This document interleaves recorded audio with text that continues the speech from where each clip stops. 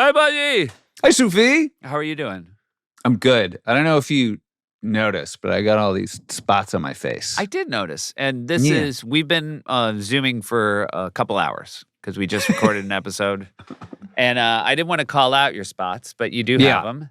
And I'm assuming it's dermatology related. It is dermatology related. I had some like blocked oil ducts. Gotcha. Sebaceous somethings. I thought you might. Yeah. Yeah. As Mackenzie calls them, I had some lumpy bumpies. You had some lumpy bumpies. Now, were you surprised at how many they found? Yeah. There were a couple that I pointed out, and then the dermatologist really went to town. Yeah. And it looks like I sort of like went hunting with Dick Cheney. Yeah. Or ran through a field of bees. Yeah. By the way, we'll get back to it. Ash is so clumsy, my oldest. Yep. He came into our room the other day. It was night and the lights weren't on. And he walked to our room and he's like, sorry, I'm late. No surprise here. I stubbed my toe. And I just like that even he knows. But we were having sort of a dinner party and he was bartending for us. Which was very fun. That's good. Yeah. Although, except clumsy was the lead. Clumsy. So. But actually not. Somebody wanted a spindrift. And he ran across the lawn, and I watched him literally as he was running. It looked like he got hit with an invisible baseball because he ran into a bee.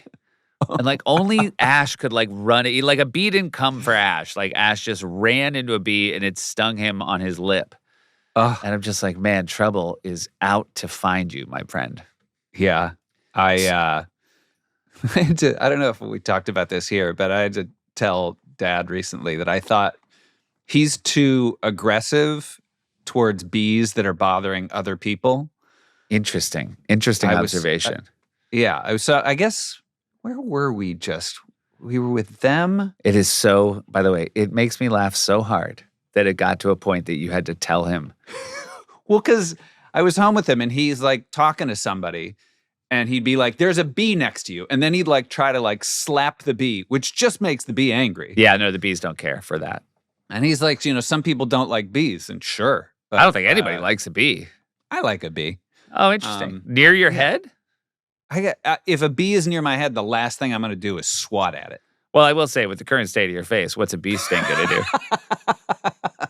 It's going to blend right in. Yeah. Might even you out a little bit. Yeah. I'm dealing with this. You're dealing with it. So you got your lumpy bumpies. I mean, again, I got my lumpy bumpies. I had a legit thing on my shoulder that I had to come off that was gonna be problematic. It was one of those very basic skin cancer, easiest basal cell thing. And I was like, hey, while we're at it, let's take care of these things. And she really, How long did it take her to do the ducks on your face? Oh,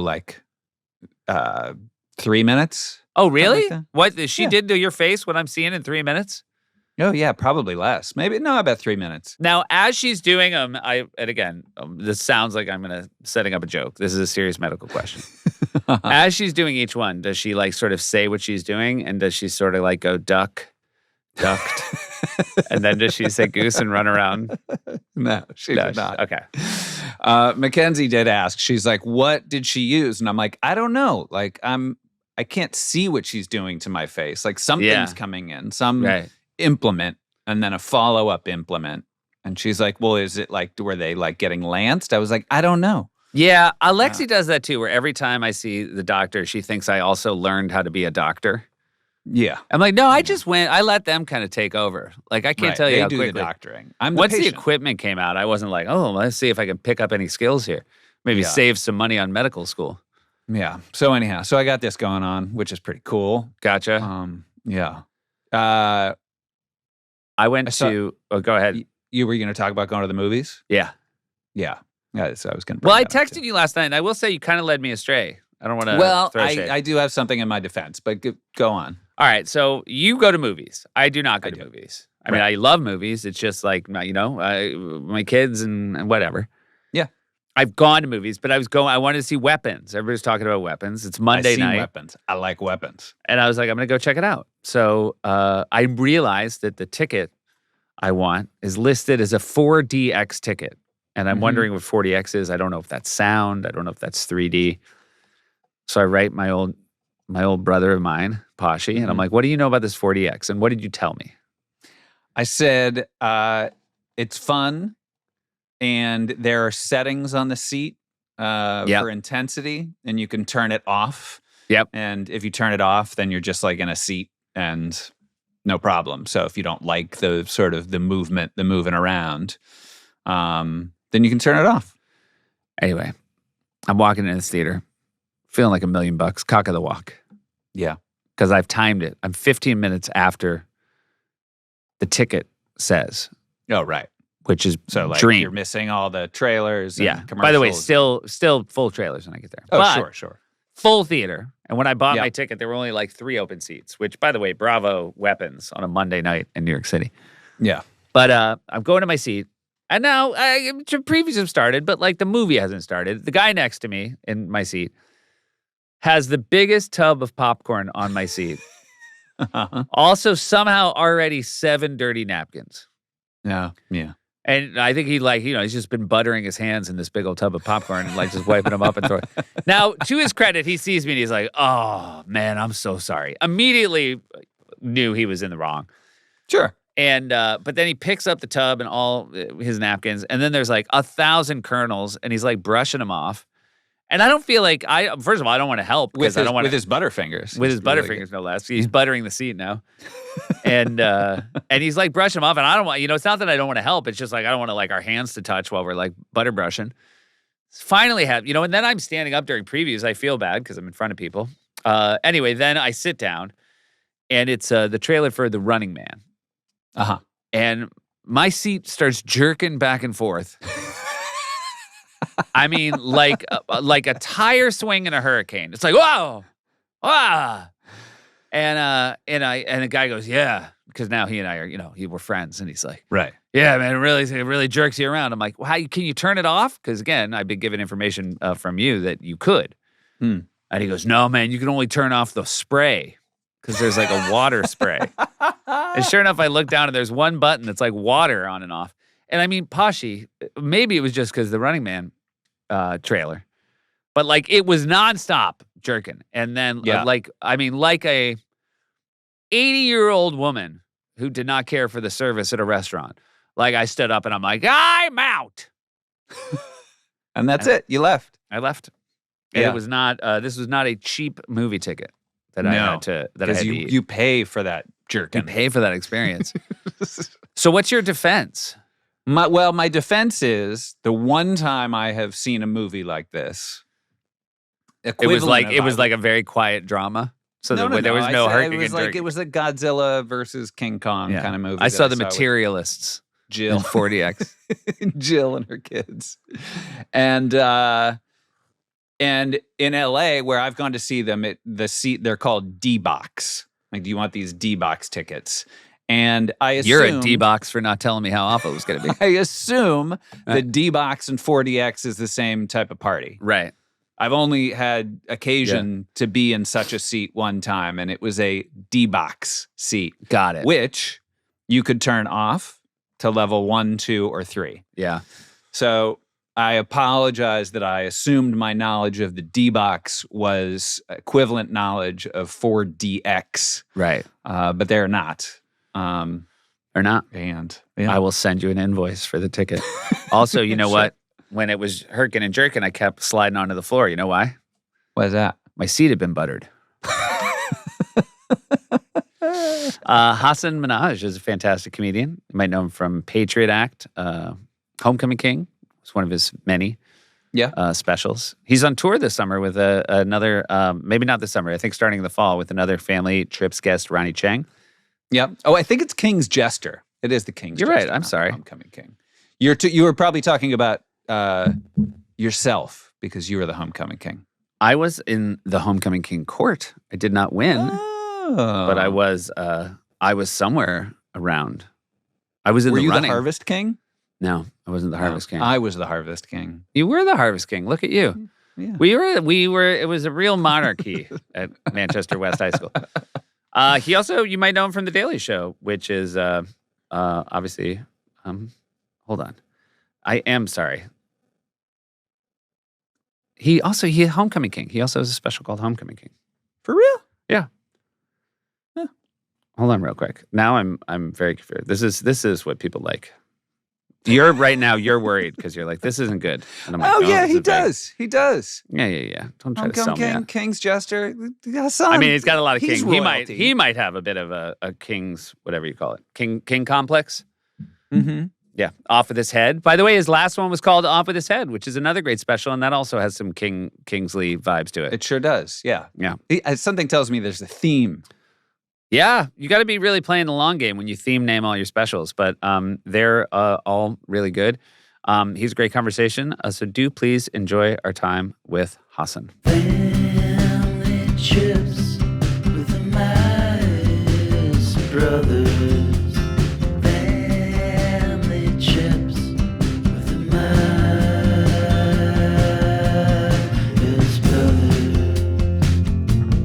Here we go. Yeah, Hasan. Whoa. How are you? How are you, good sirs? We're You look very like happy a to real see like you. consigliere, and like that's a very nice setup you've Yeah. got there. Yeah. Are you looking to go anywhere in the city that I can? I didn't realize how like that your very like sort of fashionably slick back hair would pop in front of wood paneling. Like that's really what's going on for me. It's very concierge desk now that I see myself. I meant consigliere, Now, like sort of dealing with a He meant a mafia don, Godfather. This way. Okay, gotcha. Yeah. I was elevating you above what you took that He as. said Got it. consigliere, and you heard concierge. I heard concierge. Now, That's what I did. Hasan, I'm very excited because you're the first guest on our show who, in preparation, you gave us a little research to do. You sent us a 30-second video for a theme park. A 30-second promo YouTube video. What is it called? I've never heard of it. Marine World Africa. USA. Marine World USA. Africa USA, which is a terrible name. Yeah. Horrible. You guys had never heard of it. No, I had never heard of Marine World Africa USA. Tell us more. So let me give context. I grew up in the Sacramento area, which is Northern California, Davis, California, specifically. Both of my parents, my mother still works for the VA right next to the Mayfair Air Force Base. Father, state employee for the state of California. So that's what brought us there. But Marine World Africa USA was a theme park / dinosaur exhibit / quasi-torture facility for animals that was located in Vallejo, California. That's halfway between where Sacramento is and the Bay Area is. Mm-hmm. So it is technically Bay Area, but they built this theme park in the 70s / 80s. That was this combination. It was a theme park. It was like it had a killer whale, and then it had a huge dinosaur exhibit, but they were just animatronic dinosaurs. Yeah, one of those dinosaurs has like blood all around his mouth. It's like clearly eating some other dinosaur. We're gonna put it in the show notes. I can't. It's a 30-second commercial, local commercial for this. They pack a theme lot park. into that 30 seconds. There's like 7 giant. It's like I think you should leave sketch with how many crazy like tone shifts there are in the 30 seconds. Yes. So in the 30-second spot, you will see like a jet ski show. You will see a killer whale show. Dolphins doing this kind of like vertical perpendicular dance, which is still pretty cool. I mean, of course. I always like a vertical dolphin. I'm never going to say is there's nothing shabby about that. Yeah, a tiger, and then a family having fun. And you can see it all at Marine World Africa USA. And lots of dinosaurs. Yeah, and dinosaurs. The what is the Africa referring to? Is that where the dinosaurs are from? I think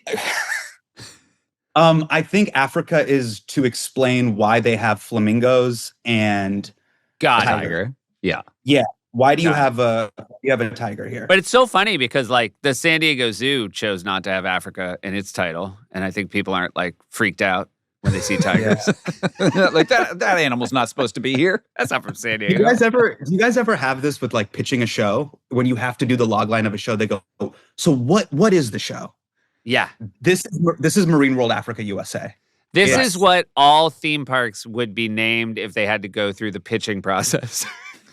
Yeah. It's like roller coaster hot dog America. Right. It's like Breaking Bad meets The Bear meets Africa. Yeah. Yeah. So this was a park that you went to, I'm guessing? Yes, many a time. Many a time. I will Yeah, just jump in and say how very funny it would be if your answer was I've never been. Just And thought I'm, it would. and I'm hoping thought it you was guys cool. will pay for me to go. Well. See the thing. It's closed. It's defunct now. Like Okay. So if you go on YouTube, by the way, there's a bunch of like YouTube documentaries about Marine World Africa USA, and the title in all of them is it's almost like blackface meets a theme park. They're like, this could never happen today. What they did was wrong. They should not have a Bengal tiger in Vallejo. Like this is, like all the animals are being. There should not be a chimpanzee there next to a Nike outlet. All of this is weird. So it's like they're giving all this historical context. But so the story is, I sent you guys some photos from 1993. And for us growing up, family trips were, I'm one of two families. My family's originally from India. We're one of two families that arrived in the United States. So my dad came in 1982. His older sister co-sponsored his visa to bring him here. But a very common thing is every year you would have family from the motherland come visit. And those were our family vacations. It was like, we have to show them America. And so we went to one of three places. We would go to Marine World Africa USA, Lake Tahoe, even though none of us skied and no one in India, like if you live in Delhi. So we go to Lake Tahoe, but we wouldn't ski. We would sled and like just stand in front of snow. Yeah. And then you go to downtown San Francisco. You'd go to San Francisco and like go to the pier and be like, look at this amazing, beautiful downtown. But the photos that I sent you was 1993, the summer that my cousin Fez, who lives in Bangalore, came and visited us. And we took him to go to Marine World Africa USA. And it was a huge deal because the year they did their dinosaur exhibit was the same year Jurassic Park came out. Yeah. Oh. It was a big deal. Probably, Yeah. I would imagine one might have had a little bit to do with the other. Or maybe Marine World Africa USA had to start their dinosaur planning years in advance, and it was just good timing. Who knows? Yeah, possibly. And they're like, they beat us to the pitch. And yeah, like you can see the pterodactyl. It's like old and animatronic. And it didn't look like it took years to put together the that's dinosaur true. exhibit. Yeah. Hey, we're going to take a quick break and hear from some of our sponsors. Support for family trips comes from Airbnb. Poshy football season's about to kick off. We're going to plan another trip to Pittsburgh, and one of the great developments in recent years is that we're going to stay at an Airbnb. It's great because we get to be sort of at home when we're away from home. We get all the creature comforts that we get when we go home to visit mom and dad. We get to sit around on the couch. We get to make our coffee in the morning and have breakfast around a little breakfast nook table. And it's only through Airbnb that that's possible. And it's cool because it's, where dad grew up. And I think sometimes one of the hardest things about going back to, a place that used to be your hometown is staying in a hotel that brings you away from the experiences you remember. So it is very homey, and you feel closer to your roots when you're in a, well-kept apartment or a well-kept home. And I really enjoy the fact that people are sharing the joy of where they live with travelers like us. Absolutely. And it's nice because we're not staying, not that I don't love downtown Pittsburgh, I really do, but it's great to be in a neighborhood, which is what we've been doing the last few years, and it just feels like you live there. So make memories by staying in one, and also, as a host, you can give memories to others and make a little money on the side. Your home could be worth more than you think. Find out how much at airbnb.com/host. Support comes from Naked Wine. Hey, buddy. Hey, Sufi. Nothing says you are a great guest like arriving with a bottle of wine. And let me tell you something. Pashi, I love being a guest, and I love when people invite me to their homes, and I'm always trying to do everything I can to make them invite me back a second time, which is why I like to bring a bottle of wine, and is why I'd like to recommend Naked Wines as a way to make that easier on yourself. Oh my gosh, so much easier. Because also, I'll go into a store sometimes, and I need to, grab some wine to go over to someone's house for dinner maybe, and I don't know what I'm getting. I don't know what to look for necessarily. I like being able to go to Naked Wines and saying, this is what I like. I like a good Pinot Noir, and I just have confidence that the wines that I'm going to get from them are going to be good, and also that I don't have to go into a store where everyone knows just by the look of me that I don't know what I'm talking about. You're a sucker. I'm a sucker, and someone's going to be able to come over and upsell me something. And Naked Wines, they get you amazing wine straight from the winery, up to 60% less than what you would pay in the store. Yeah, by cutting out extra costs like middleman markups, winemakers can pass those savings on to you without skimping on quality. And I think that's a really important note here, Pashi. These wines are coming from wineries. This isn't just two guys in the back of a van, right? Like stepping on grapes and stuff. No, not This is a high-quality professional operation. Now is the time to join the Naked Wines community. Head to nakedwines.com/trips, click Enter Voucher, and put in code TRIPS for both the code and password for 6 bottles of wine for just $39.99 with shipping included. That's $100 off your first 6 bottles at nakedwines.com/trips and use the code and password TRIPS for 6 bottles of wine for $39.99. That's a real discount, Posh. Yeah. That's, you know what? That's such a good discount that not only should you do it, but like at the dinner party, I think your first toast should be to Posh and I. And to Naked Wines. Here we go. So with those trips when family came over, was it always in the summer and was it at the same time of the year anytime they came? It was generally during the summer break, which is, if you've been to Sacramento, if you've been to Northern California during the summer, excruciatingly hot. Yeah.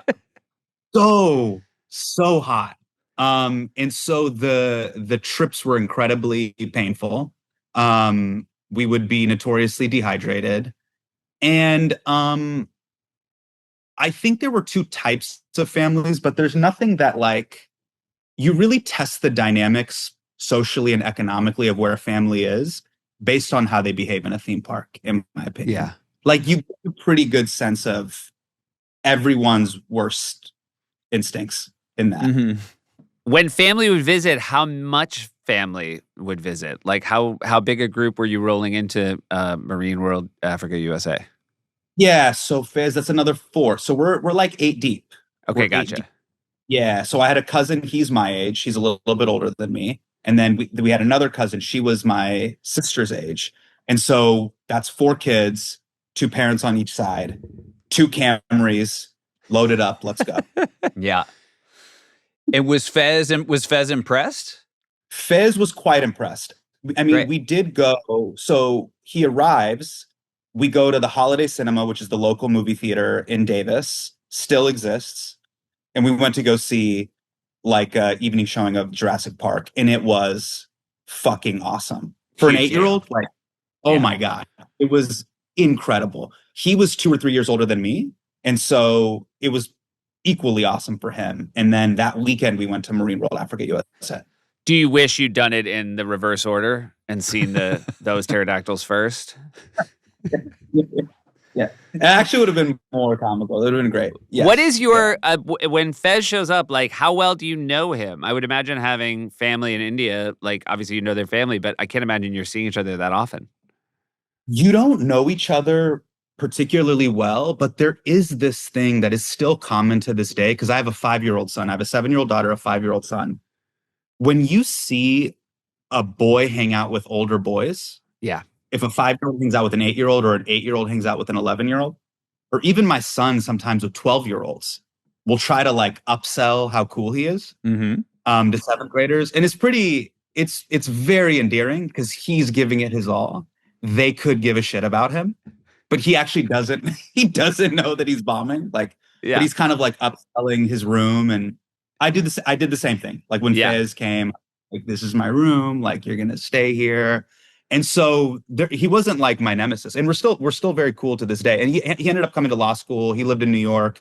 So when I first got hired at the Daily Show, I stayed with him. Like, so we stayed close for years and years and years. But I do remember distinctly, like, there was anticipation in the air that he's coming, and yeah, I felt like a U.S. ambassador. I felt pretty freaking cool. Did you have cool points for being the American? I mean, was Fez, do you think, 100%. 100%. And like, it reminds me, while we're having this conversation, we're seeing like American institutions crumbling. Yeah. But 1993 American institutions, like, oh my God, they were great. Like that year, you got to think about Manhattan in 1993. We're talking about Home Alone 2 Manhattan. Right, yeah. like we're talking about Clinton 1 pre-Lewinsky. We're talking about I think it was the first time we had a budget surplus as a country as well, which is like all of these things sound insane to say. Yeah. But yeah, everything was really, really shiny and pretty great institutions wise. I mean, I remember, to go back there, I remember just seeing the Jurassic Park trailer on TV the first time. Yeah. And thinking, this is the greatest country in the world. Totally. President's playing the saxophone and everyone's just like, everybody's jamming out. We're listening to Fleetwood Mac again. Oh, what a time. I was like, that's soft power. And now we're like, yeah, Jake Paul's going to fight Mike Tyson. That's America. We just went on a trip back to Amsterdam where we used to live, and I brought my 9-year-old, and he was hanging out with a kid who was like 13. And it's so funny because I was going back through the pictures, and you look at the photos, and it's the most my son has ever smiled in any photo he takes with this kid, and the other one looks like a cardboard cutout. Every photo he looks exactly the same because it's almost like he doesn't want to get caught on film looking excited to be with a 9-year-old. But it was so cool. Exactly. So cool for Ash, and I'm really happy he got that vibe. Yeah, Ash kept wanting to like ride those rides and sit with our buddy Jill's son Jackson, and Jackson was just sort of like, all right. Yeah. Okay. Meanwhile, I'm desperate. It was the first time my son was on a roller coaster. I was like desperate to ride with him. He's like, "Nah, man, I'm going with Jackson." I'm like, "Oh boy, fine, all right." Share it with Jackson. He's super into it. Do you guys remember being 9? Do you remember being that age? I think so. I'm not great with memory, but I remember places and I remember certain like holidays, but I don't have I think my answer is no, and my wife I feel like could write like a word for word exactly what happened when she was 9. I think it's fascinating to be married to someone with a photographic memory for things and experiences, but I don't. How are you with 9? Very good. I'm like super, very like clear. Like I know how the Sacramento Kings did that year. I know who played in the NBA Finals. I remember the O.J. Simpson chase. They stopped. The Knicks were playing the Rockets. They stopped the game. Yeah, I mean, I remember I was in Craig Bouchard's basement for that one. Yeah. I remember like there's also distinct memories because as kids, I don't know so in California, this like camp culture isn't a thing. When I moved to New York, I realized in the Northeast, this going to camp is a big thing. But in California, it was just like you're either on a soccer team, a basketball team, or just backyard vibes. Yeah. Mm-hmm. You're just going to Connor's backyard to play with his older brother, or you're playing like 2-hand touch football at the park. Like it was just that. And so I remember distinct moments in that way of like, oh, Michael had a pool and we would go to his pool. And then like he had an older sister and she would invite her friends. Like I distinctly remember those things. Yeah. And you have a younger sister as well. Yeah. I have a younger sister. Yes. And yes. a strange, because your mom was back and forth to India. Back and forth. Yeah. She was going to medical school. So she was going to medical school. She almost like crossed the country to complete her degree. She did her residency in New York. Then she did her rotations in Stockton, California, which is like close but far from Davis where we grew up. It's quite a drive. And then me and my dad were in Davis. And then my sister was raised by my grandparents in Delhi. So this is like we were actually like kind of like a traveling visa situation. So for most of your sort of younger years, it was you and your dad were at the unit. In my pops. Yeah. Yes. Yes. Gotcha. And so that kind of trip to Marine World was also, I think it was like year 1 or year 2 that Aisha, my younger sister's back. Cousins from India are coming. I'm 8/9 years old. So I'm kind of like coming into my own too, where I feel like a teenager, but I'm still like a kid at heart. So yeah, it was a good time. I think in the photo that I sent you, I'm wearing a t-shirt that has my name on it. Yes, which is so weird. So my aunt who brought my dad over, she owned a t-shirt store. So if you've ever been to Sacramento, there's a place called Old Sacramento, which is just like it's a tourist trap. It's like it's the river. You buy like Laffy Taffy and then like go to like an old timey railroad museum. She owned a little store that would do these. They would do quasi like almost like Etsy t-shirts. So they would have like a shirt instead of Top Gun, it would say Top Duck. And it'd be like a duck. Sounds like a good shirt for an 8-year-old man. The plane, and so she sold a ton of those. And at the time, for some reason, one of her highest sellers kids would come in with their parents and they'd be like, just put Brandon across the chest. Mm-hmm. For my birthday, she just got me a t-shirt that said like my name. And I thought it was so cool. I'm like, it's my name on a t-shirt. How cool is that? Yeah. That gave you a taste. You're like, oh, I got to be famous. I want this vibe, but not just on the shirt.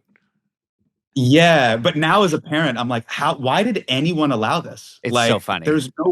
There's no world where I would put my children's names on like a t-shirt and walk around. Yeah. I'm always a little, I mean, my kids, like, I got them like personalized soccer jerseys with their last name on it. I'm like, this is so dumb. Just walking around. Are you, did you ever take a trip to India when you were little? So we took the first trip was when my sister was 2 months old. I was 4 at the time. So I don't even remember this trip. We dropped her off with my grandparents. And then we came back. We would start coming like 3rd grade, 4th grade. Then I would start to go. Got it. Like 3rd grade. Now I go twice a year now. Like I go see my family there all the time. It's super fun. I would say, have you guys ever been? I haven't. No. Josh, Seth? No. Oh my. Yeah. My wife has. I have not. No, it's a must. Like you got to check it out. All right, great. So this is because I feel like this is a place. I think I think this is a weirdly like India is like very much based on like certain people have read certain fiction and are like, oh my God, I want to go there so badly. What is the draw? Like if you were someone who didn't have family there, what's the trip? Okay, so I'd recommend 2 things. There's a book called Shantaram. Have you guys read that? That's the book. That's the one where I feel like everybody's read Shantaram, like just like has an itch. Yeah, Shantaram's the book, right? And so like, here's what it is. And obviously born in the States, grew up in Davis, NorCal, 916530, as American as it can get. But one of the things Americans, and what I mean by that is like the country really struggles with is we are not good at grappling with paradox, 2 things being true at once. And if you go to India and you go to Delhi, or if you go to Bombay, everything everywhere all at once is happening. Like Spider-Man Across the Spider-Verse, every version of the multiverse is happening. And you just have to be okay with that. So I'll give you a common example. So one of my cousins right now is supposed to get married in October. I got a WhatsApp from my dad being like, the wedding is off. I go, cool, Dad, should me and Bina cancel the United flight? And he's like, whoa, don't jump to that. And that perfectly summarizes India of like, things are true and not true at the same time. Right. Getting married? No.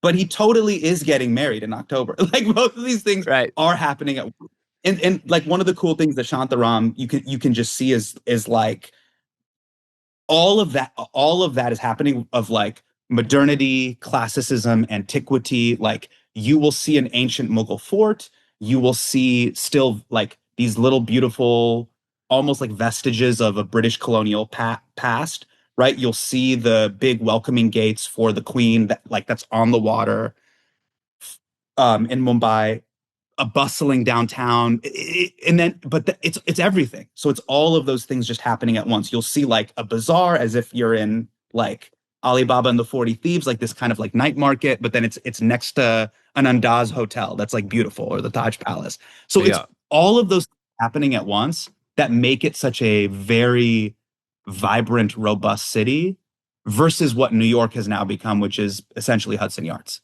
Like it's all just become a version of Dubai. Of like, there's another H&M. Yeah.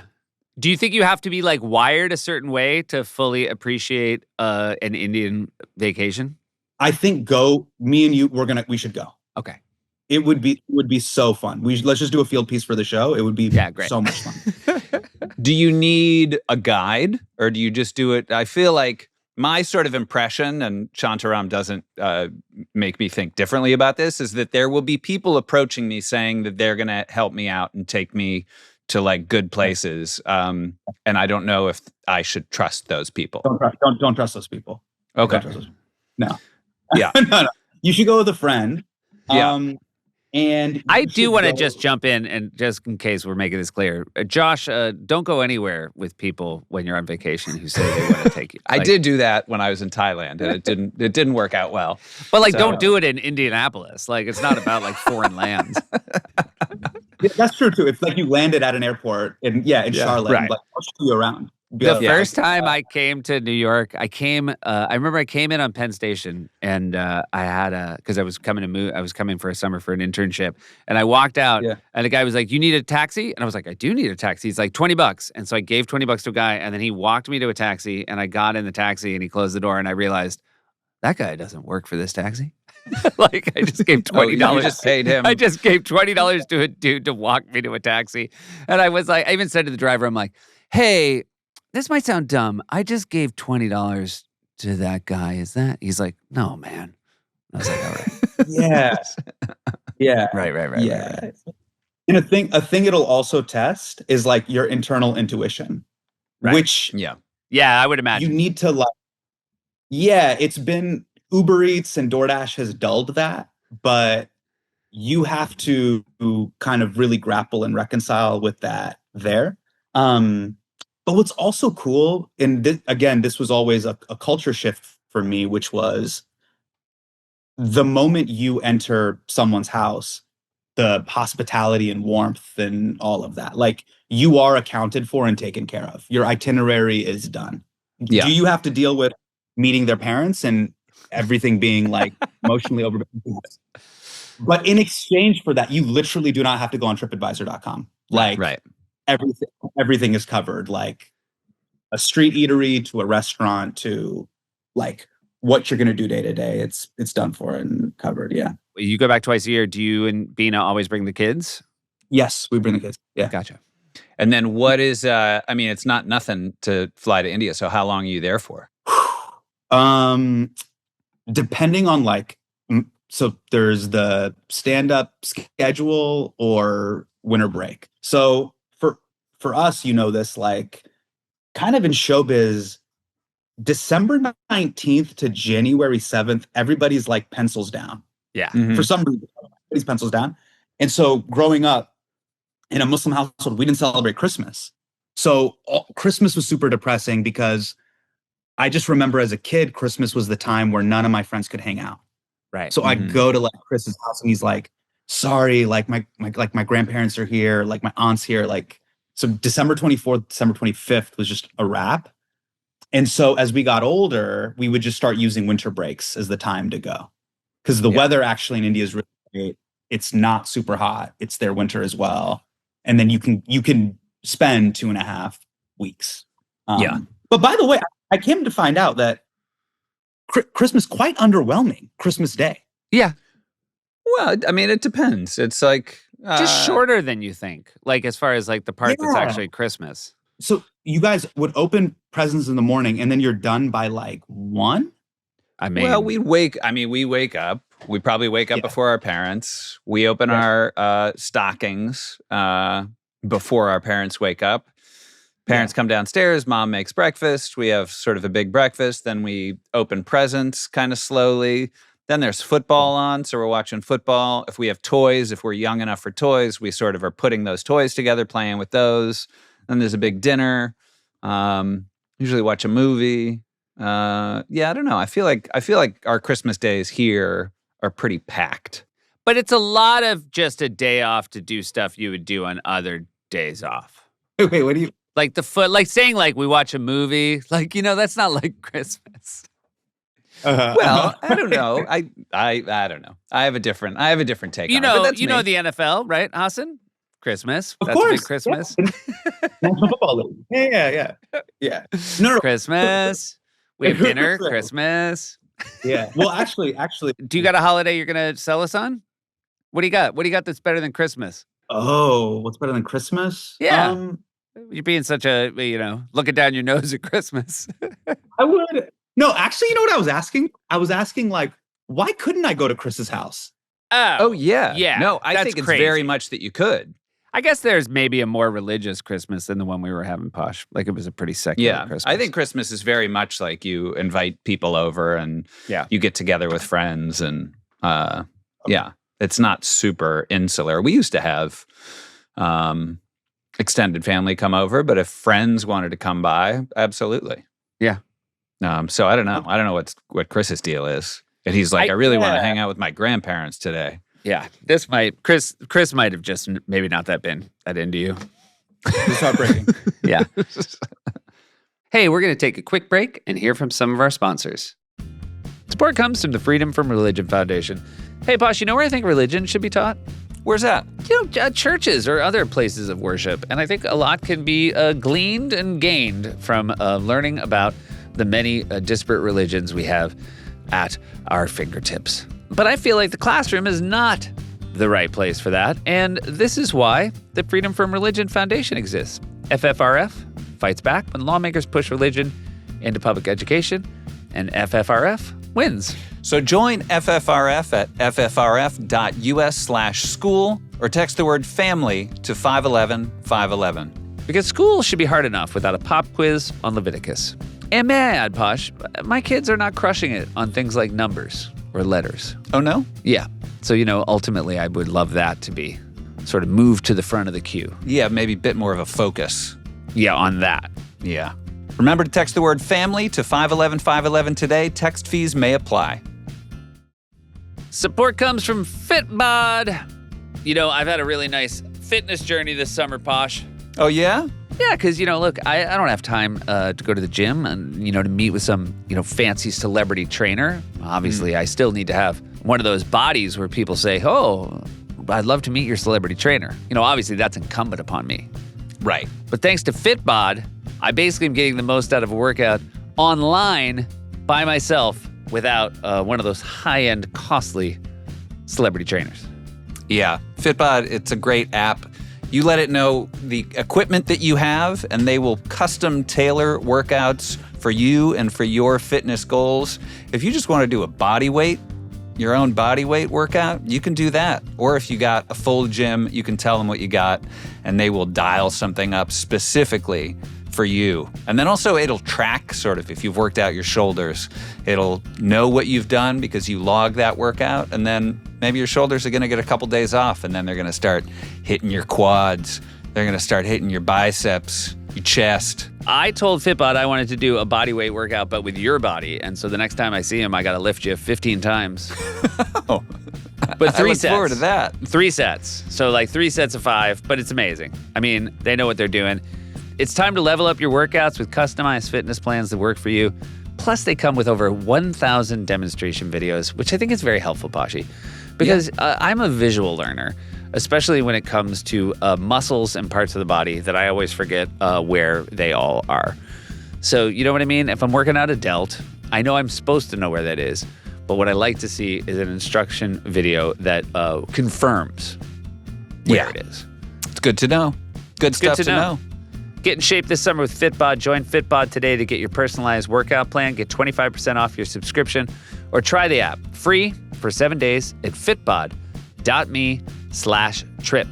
That's fitbod.me/trip.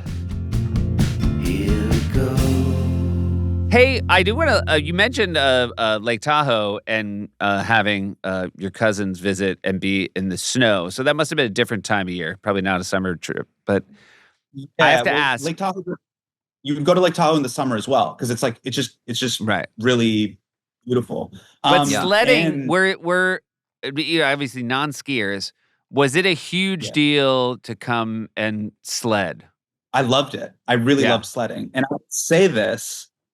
And I would say it seriously in college of like, they'd go like, so you grew up in Davis. So you'd go, oh, that's so cool. You're so close to Tahoe. Did you ski? I was like, no, of course we didn't ski. We didn't have like the money to ski, but we'd go sledding. And people would laugh at me. They'd be like, are you 9 years old? And I was like, well, it is pretty fun. So and you were 9 years old when you were 9. I was 9 years old. I mean, I'm not going to lie. Like I did it up through like my junior year. Like you take the top of a trash can and let it rip. It is quite fun. Yeah, my boys were boogie boarding this weekend on the waves, and then a grandparent of one of my son's friends, he went in with a boogie board, and I was like, you still do it? He goes, yeah. The reason I do it is whenever you're on a boogie board, you're 9 years old. He was like, there's no way to be on a wave and not feel 9. So he goes, it's not that I'm too old to boogie board. It's that when I boogie board, I'm exactly as old as everybody else on a boogie board. I was like, oh, that's a nice way of thinking about it. So I do think if someone's like, are you 9? You're like, yes, I am when I'm on my sled. Hilarious. Same. By the way, I feel the same. I feel the same way when I'm playing basketball. Yeah. Like it's my body that's betraying me. But when I hoop, it's still that feeling of like playing during the summer. Where was the closest hoop to your house growing up? We lived on a cul-de-sac. We did too. Yeah, cul-de-sacs are the best. Did you guys have cul-de-sac kids that you played with?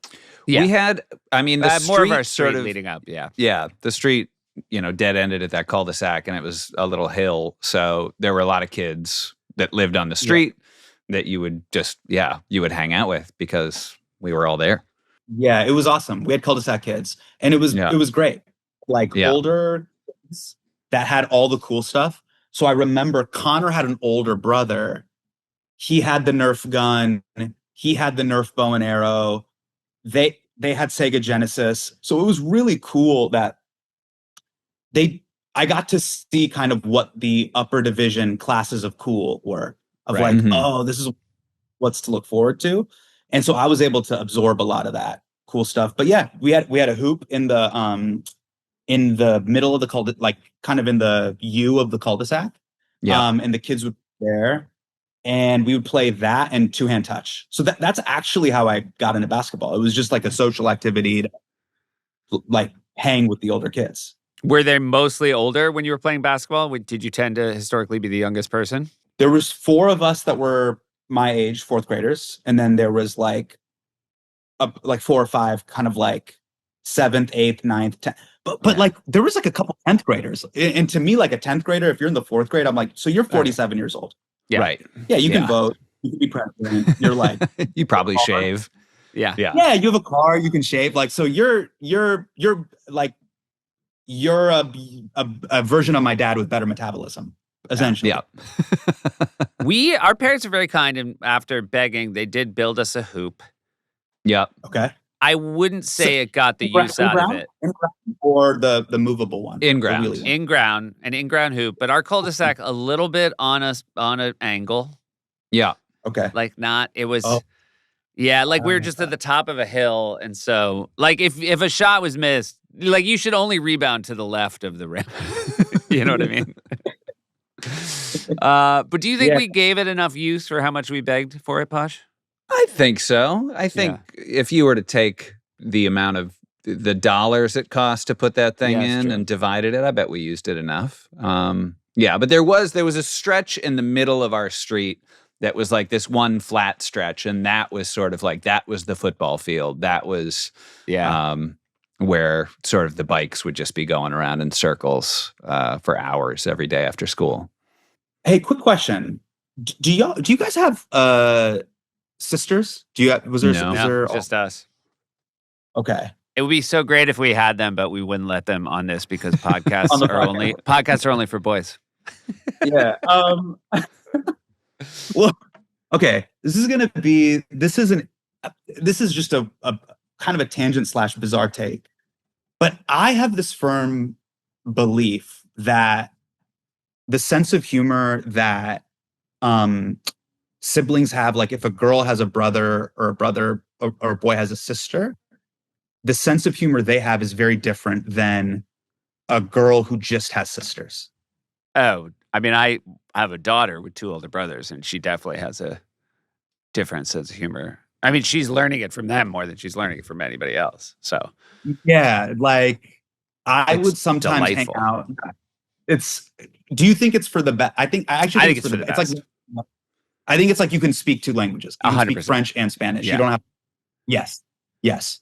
So my sister has been in rooms before where she knows what a stone cold stunner is, like to a group of girls. And they're like, "What are you talking about?" And she's like, "It's Stone Cold Steve Austin's finisher.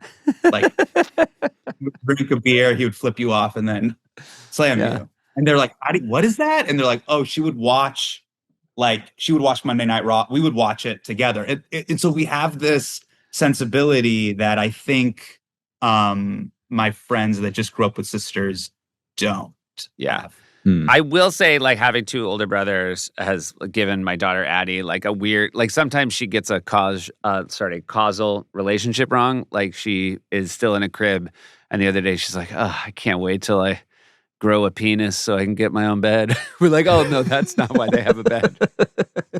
You're just too young." I know the people with penises have beds here, but that has nothing to do with why you don't have a bed."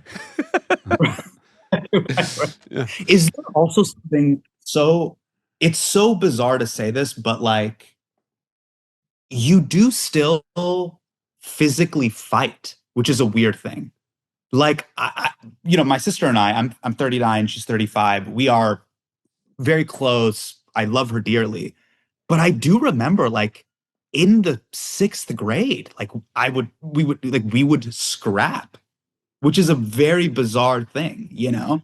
But there is funny because she would be a little scrapper then. The little scrapper. Yeah. Yeah. But there would be like physical boxing out and like, like you're too small.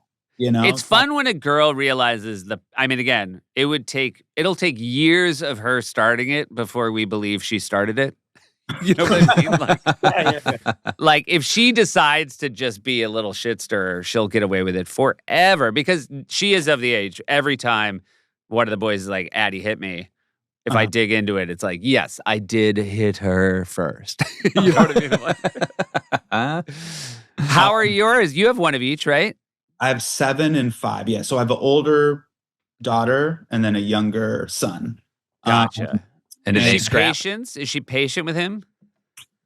0 patience. Yeah. 0 tolerance. It is. I knowing, as you know from having a 5-year-old, you require a great deal of patience to be around a 5-year-old boy. So she just doesn't have any, huh? Yeah. And then also it's not a fair fight because she's just pulling 4D chess with him. You know, like she knows how to play the mind games to get into his head. And there's moments where like she'll say stuff that's so loaded, where I'm like, it would be better if you just hit him, you know, because we have the Nest Cam, so I'll hear what's happening. Like I don't need to. That remember how like our dads would come in and be like, "What's going on in here?" It's like I know. I know what's going on. Yeah. Yeah, we can do the play-by-play. Like the Nest Cam. I mean, I think that if you're not a modern parent, if you either had kids a long time ago or you don't have them, like it is a full security camera. Yep. Like a high res. And again, we got it because we wanted to be able to see if our kids were sleeping or they were safe. But now it's just snitch city. Totally. It's the full police state as 100%. used by parents. 100%. But it is so funny when my boys come in and they'll argue, they'll tell me what happened. And then we're like, we got a camera. And then like the truth comes out. It's the best. Yeah. And like, unlike the NBA, it's like, we don't get 2 replays a game. We can go to it whenever we want. Yeah, whenever we want. But it'd be so funny if they negotiated NBA rules with us. Like if they came to us as like a kids union. Yeah, and was like, you get to check it 3 times a month. Sure. Well, it's definitely coming. Like they will become teenagers and they're going to turn the camera around. We're going to have to turn it off before that. We have to like find a time to be like, it will be better if we say it like we trust you now as opposed to them begging for it. So guys, I mean, this is the moment that I'm most terrified about. And like bits aside, what happens when they discover mommy and daddy's iMessage?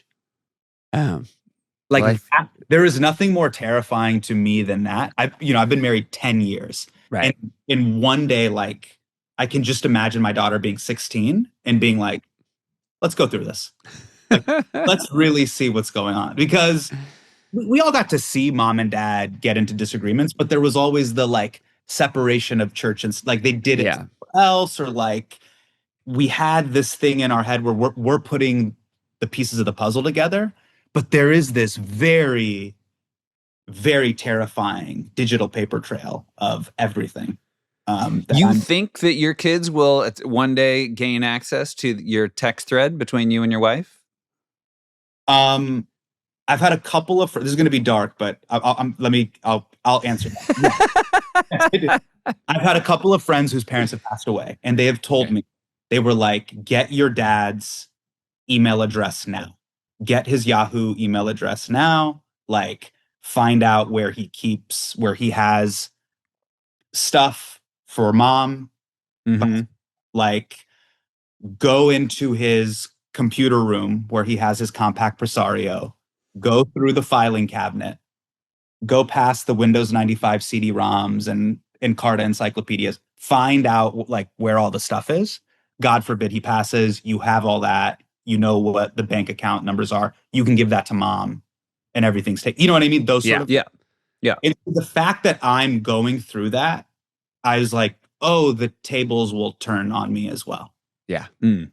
There's no way it's not gonna happen where like I'll be asleep one day, they'll pull face recognition out and just go to town.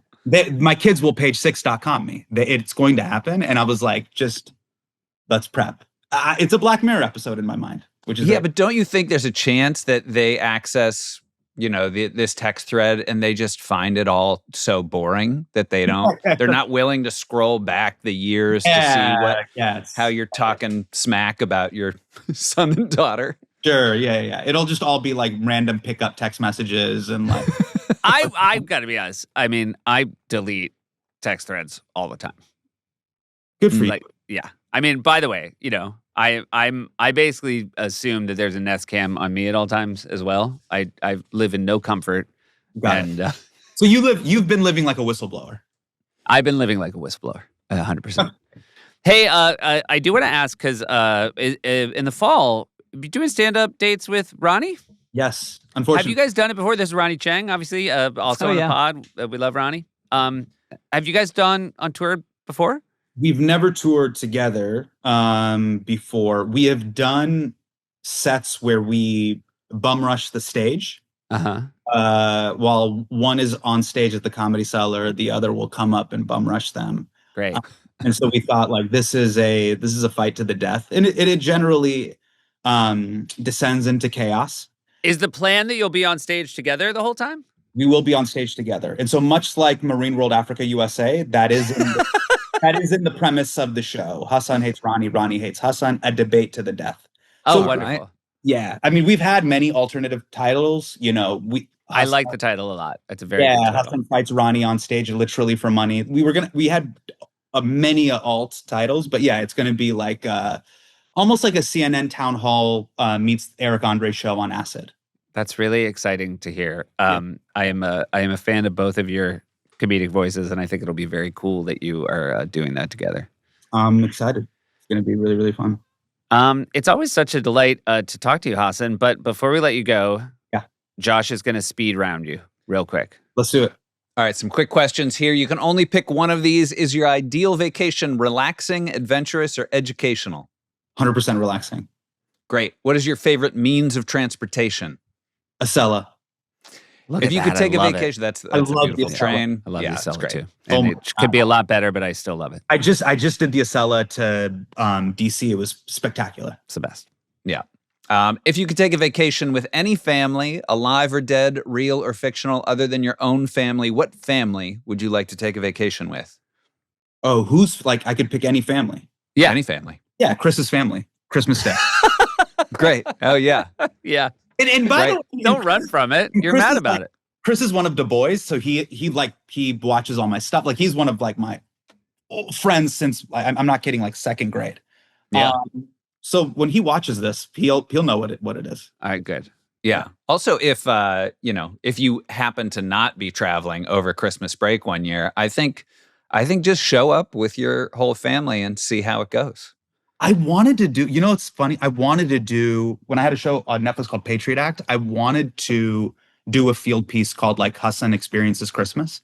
Mm-hmm. Where I'm not joking. Like I'd go to the Meyers household and be like, what is this? And I'm on the 23rd through the 26th to find out what was this unknown chasm 3 days where like no one could play outside. What was happening? Yeah. I don't know. Well, it sounds like it was a weird scene up in Davis, which we're going to get to now. But because we were outside, there was a lot of like snowball fights, building forts. Cool. Yeah. Yeah. If you had to be stranded on a desert island with one member of your family, who would it be? Stranded on desert island, 100% my sister. I mean, my parents are now. Dad is born 1950, so dad is 75, mom is 64. Yeah. Okay. And my mom's iPad and my dad's phone have made it worse. Like it's aged them an additional 10 years. Right. Yeah. Gotcha. Yeah. So for sure, my sister. Yes, my younger sister. Great. You're from Davis, California, correct? California. Yeah. Yes. Would you recommend Davis as a vacation destination? This is going to be on the internet, and I'm going to get roasted for this. But no. People very often don't recommend. A lot of people have said I love hometowns. my hometown, but I wouldn't take a vacation there. So look, I have said this unapologetically. I've said this on ESPN. I do rep the area pretty hard. I think Davis and Sacramento is great. We get made fun of in relation to the Bay Area or Los Angeles, sure, but 85% of Americans live in the equivalent of Sacramento. Mm-hmm. You're not better than me. We have a Jamba Juice in the mall too. Right. Yeah. You have a weird Barnes and Noble that is like somewhat vacant and kind of trashy. You also have a Marshall's with a Ross across the street as well. Like, don't act like you're better than me because you live in Plano, Texas. So it is super fun. It is a very fun city. But what's cool about it is you also have a college town which has like all like the kitsch and the cork that like Madison, Wisconsin has. And then you also have like you got one major city. You got a sports team. You got the Kings, and you got downtown, and you have like congressional gridlock and the Kings they make the playoffs once every 30 years, which is pretty cool, right? They do, and they let you down, and right. Yeah, and then they light the beam. And then they light the beam. They're saving a lot of energy on that beam. Yeah, and Seth has our final questions. Have you been to the Grand Canyon? Yes. Was it worth it? No. Thank you for your time and your honesty. Wait, can I ask you guys a question? This won't make the pod. You can, or it will. And it may or may not.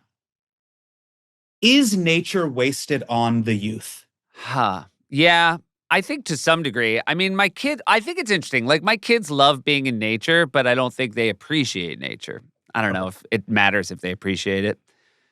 I don't know. I'm going to say, let me just say, I have New York kids. I think nature is not wasted on the youth. I think it's really important when they're there, and I think they appreciate it. But yeah. So Ash will be like, wow, this is a sequoia. This is a beautiful, amazing thing. Can you believe that? Like, Ash goes to a Saturday camp outside, and he will bore my fucking ass off talking about trees. And he loves tree information. Wait, what? Yeah. He'll be like, these are mustard greens, Dad. You can eat them. And I'm like, So he's like, this is the genus. This is the phylum. This is like. Not fully that, but he's on a phylum path. Oh, yeah. Wow. Yeah, it's he's only 9. Years. Yeah, he's only years. Yeah, but Ash should meet my dad because my dad's an organic chemist. Oh, well, there you go. Yeah. So like, the greatest thing that happened is that my father-in-law started talking to my kids about nature instead of me. Oh, good. I was like dying. I mean, I basically had kids so we could start pointing out like what kind of slug that is to them. I think it's Ash is the exception. He's the asterisk. Yeah, he's I think so. I don't think kids are taking note of nature necessarily, but I think the more time they spend in it, the better they'll feel, and it's laying those that foundation for a lifelong respect for it, and sort of a need to get back to it from time to time, particularly for city kids. Gotcha. Okay. Hasan, it's great to talk to you. I'm very excited. People should check out show dates. What do you guys start in October? October 3rd, and it's HasanHatesRonnie.com or RonnieHatesHasan.com. We bought both URLs. It would have been heartbreaking if you just found somebody bought the URL I hate Hasan and Ronnie. Yeah, we haven't checked. Someone probably did. Yeah. All right. Great to talk to you, buddy. Love to your family. Thanks, man. Love. Thank you. Take care. Bye, guys. You guys.